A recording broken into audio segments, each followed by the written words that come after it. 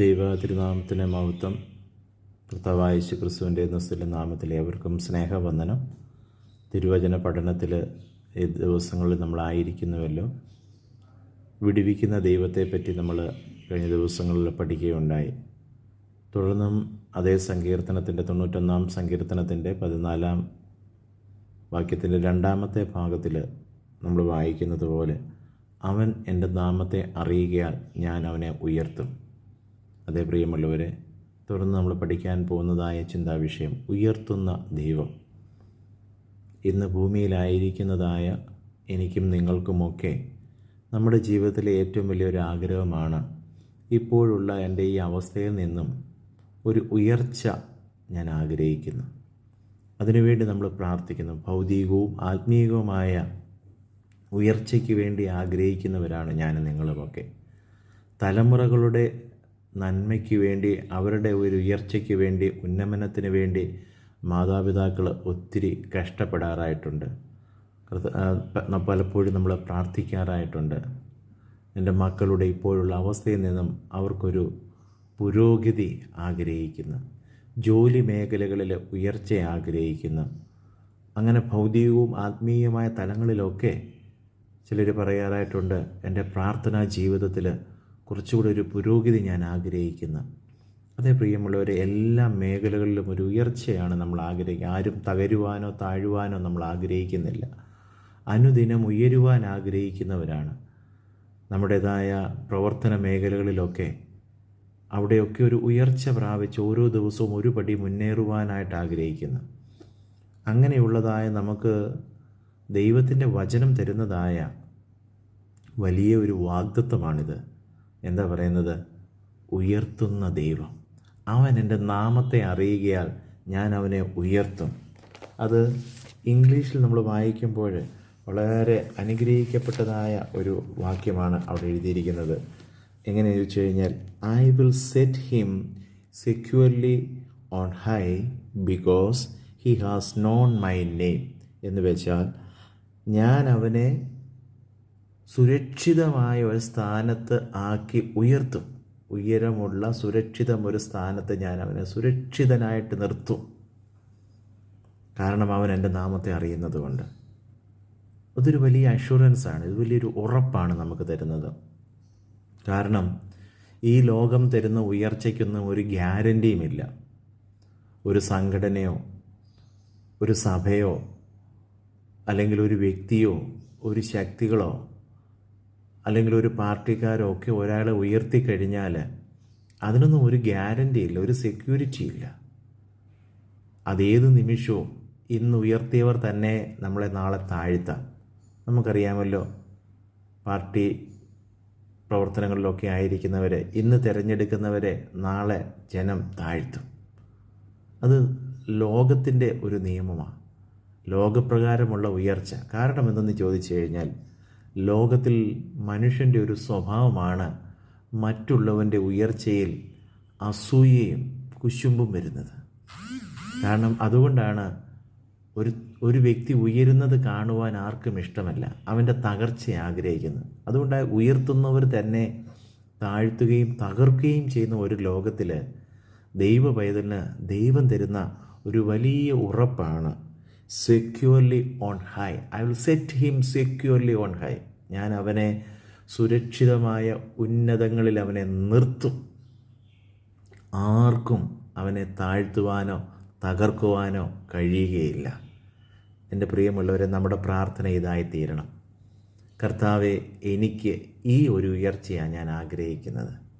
ഒരു പക്ഷേ ലോകപ്രകാരം നമ്മൾ സമ്പത്ത് കൊടുത്ത് ചില മേഖലകളിലൊക്കെ ഉയരാൻ കഴിയും. എന്നാൽ അതിന് പരിമിതികളും പരിധികളുമുണ്ട്. അത് നൈമിഷികമാണ്, താൽക്കാലികമാണ്. എന്നാൽ ദൈവം ഒരുവനെ ഉയർത്തുമ്പോൾ അത് ഏറ്റവും വലിയ ഉയർച്ചയായിരിക്കും. അതിനെ തകർക്കുവാൻ ലോകത്തിൻ്റെ ഒരു ശക്തിക്കും കഴിയുകയില്ല. അതുകൊണ്ടാണ് ഇവിടെ അങ്ങനെ എഴുതിയിരിക്കുന്നത്. പക്ഷെങ്കിൽ ഇവിടെ അതിനൊരു നിബന്ധന കൂടി കർത്താവ് പറയുന്നുണ്ട്. വേദപുസ്തകത്തിൻ്റെ അകത്ത് നമ്മൾ ഒത്തിരി വാഗ്ദത്തങ്ങളെ കാണുന്നു. ഇന്ന് വാഗ്ദത്തങ്ങൾ ഒത്തിരി പേര് പ്രസംഗിക്കാറായിട്ടുണ്ട്. നമുക്ക് വാഗ്ദത്തങ്ങളാണ് ഇഷ്ടം. പക്ഷേ വാഗ്ദത്തത്തിനപ്പുറമായി ഒരുവൻ്റെ ജീവിതത്തിൽ ദൈവീകമായ വാഗ്ദത്തങ്ങൾ, പ്രോമിസുകൾ ഫുൾഫില്ലാകുന്നത്, നിറവേറുന്നത് എങ്ങനെയെന്ന് ചോദിച്ചാൽ, അതോടൊപ്പം തന്നെ ദൈവം നമ്മളോട് ചില കാര്യങ്ങളെ ചെയ്യുവാനായിട്ടും പറയും. നമ്മളത് ചെയ്യുമ്പോഴാണ് ദൈവത്തിൻ്റെതായ വാഗ്ദത്തങ്ങൾ നമ്മളിൽ പൂർത്തിയാകുന്നത്. നിങ്ങൾ ഏത് വാഗ്ദത്തം എടുത്തു നോക്കിക്കോ, വേദപുസ്തകത്തിൻ്റെ അകത്ത് നമുക്ക് തരുന്നതായ അനേക വാഗ്ദത്തങ്ങളുണ്ട്. ആ വാഗ്ദത്തത്തോടുകൂടി ഒരു കൽപ്പനയും ദൈവം തന്നിട്ടുണ്ട്. നീ ഇത് ചെയ്താൽ ഞാൻ നിനക്ക് ഇത് ചെയ്തു തരും. അത് പൂർണ്ണമാണ്.